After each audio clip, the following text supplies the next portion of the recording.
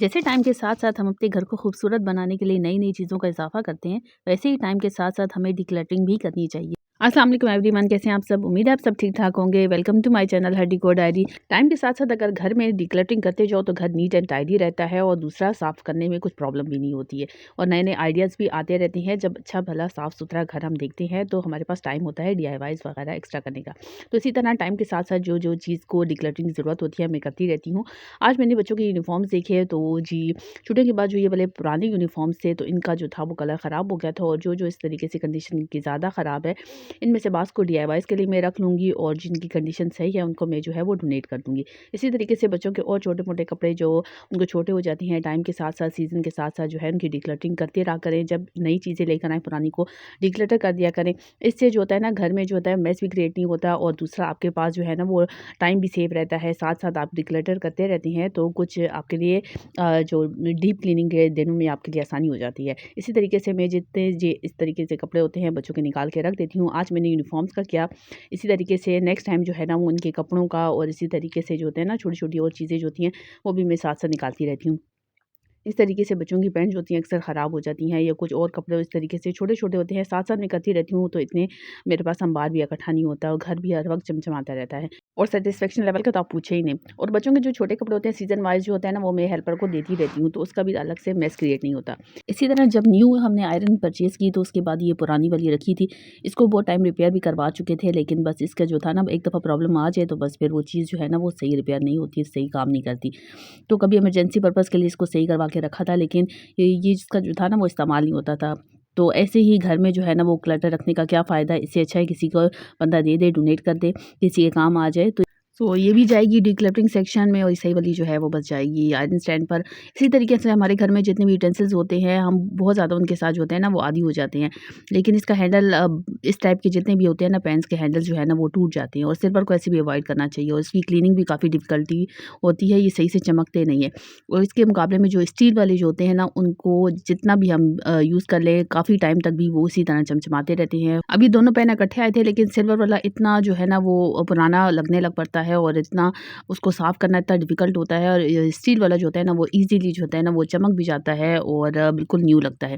तो बस टाइम के साथ-साथ जो है ना एक्स्ट्रा चीज़ों को डिस्कार्ड करते रहना चाहिए। लगे हाथों ड्रेसिंग एरिया को भी मैंने कहा थोड़ा-सा जो है वो सेट कर लेते हैं, जितनी चीज़ें डिस्कार्ड करने की हैं।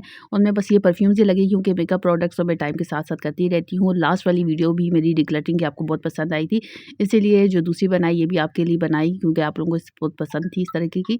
तो ये जी जितने भी जो एक्सपायर थे या जो बॉटल्स एम्प्टी हो गई थी उनको बस रिमूव कर दिया और इस तरीके से हमें बाहर जाते हैं पता भी चल जाता है ना कि कितनी नई लेकर आनी है, नई परचेजेस करनी है। इस तरह बच्चों के टॉयज़ वगैरह होते हैं तो स्टफ़ टॉयज़ का होता है बहुत ज़्यादा जो यूज़ करते हैं ना उनकी कंडीशन ख़राब हो जाती है। और जब भी ये नए परचेज़ करती हैं, इनको गिफ्ट्स मिलते हैं तो पुराने वालों को ऐसे भी हम जो है ना वो आउट कर देते हैं ताकि जो है ना वो घर में मेस भी ना क्रिएट हो, हर जगह टॉयज़ तो बहुत जो है ना वो घर अच्छा भी नहीं लगता और कंडीशन भी बहुत ख़राब हो जाती है। दिन-रात जब ये बच्चे इनके साथ खेलते हैं तो ज़ाहिर बात है जगह जैसे फट जाते हैं और जब अच्छे वाले जब इनके क्यूटीज़ आ गए हैं और इसके साथ इनकी अटैचमेंट भी हो जाएगी तो पुराने वालों को जब हम हटा देंगे तो वो बच्चे जो है ना वो बुरा भी फ़ील नहीं करेंगे। तो इसी तरीके से जब बच्चे नई चीज़ लें तो पुरानी चीज़ों को हटा दिया करें। घर में इसी तरह क्लीनिंग होगी, बच्चों को शुरू से इस चीज़ की आदत हो जाएगी कि वो पुरानी और जो है ना गंद कबाड़ शुरू से जो है ना वो घर में नहीं रखेंगे, तो आपका घर भी साफ़-सुथरा रहेगा। इसी तरह जो है ना वो बच्चों के लिए बुक्स वग़ैरह और उनके कलर्स वग़ैरह को भी साथ-साथ करते रहना चाहिए। वो मैं आपसे पहले ही डिस्कस कर चुकी थी, दिखा चुकी थी वीडियो में, इसलिए मैंने इस दफ़ा जो है ना वीडियो में वो चीज़ें ऐड नहीं की हैं और जो चीज़ें नहीं थी वो मैंने आपके साथ जो है ना वो ऐड कर दी।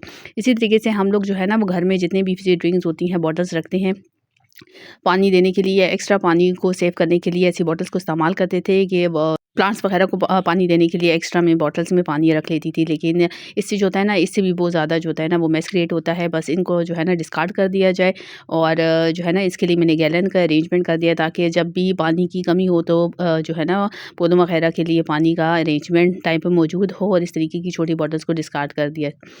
जब हम one in and one out का फ़ॉर्मूला इस्तेमाल करते हैं ना तो हमारी लाइफ में बहुत ही आसानियाँ पैदा हो जाती हैं। जब इस तरीके से सामान अब मेरा सारा एक सेक्शन बन जाता है तो मैं इसको एक कॉलम पे रख देती हूँ। वीकली जब आती है हेल्पर आती है तो बस वो ले जाती है।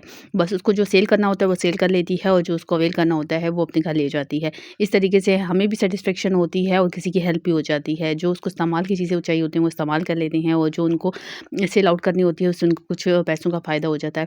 इसलिए क्लीनिंग इसी से आसान होगी ना। जब हम क्लीनिंग तो कर लेते हैं, लेकिन झमघटा सामान का इतना ज़्यादा हो जाता है जिसको हम रखने की प्रॉपर जगह ही घर में नहीं होती और हमारा घर छोटा पड़ने लग पड़ता है। उम्मीद है आज की वीडियो आपको अच्छी लगी होगी। अच्छी लगी हो तो लाइक करने में कंजूसी मत करें, आपके लाइक से मुझे बहुत मोटिवेशन मिलती है। मिलती हूँ नई वीडियो में कुछ नए आइडिया के साथ। अपना बहुत ज़्यादा ख्याल रखें। चैनल पे नए हैं तो सब्सक्राइब ज़रूर करें, बेल आइकन को प्रेस करें ताकि टाइम से आपको नई आने वाली वीडियो की नोटिफिकेशन मिल सके। और अच्छी लगी है वीडियो तो इसको फ्रेंड्स और फैमिली के साथ ज़रूर शेयर करें। मिलती हूँ नई वीडियो में, अपना ख्याल रखिए। अल्लाह हाफ़िज़।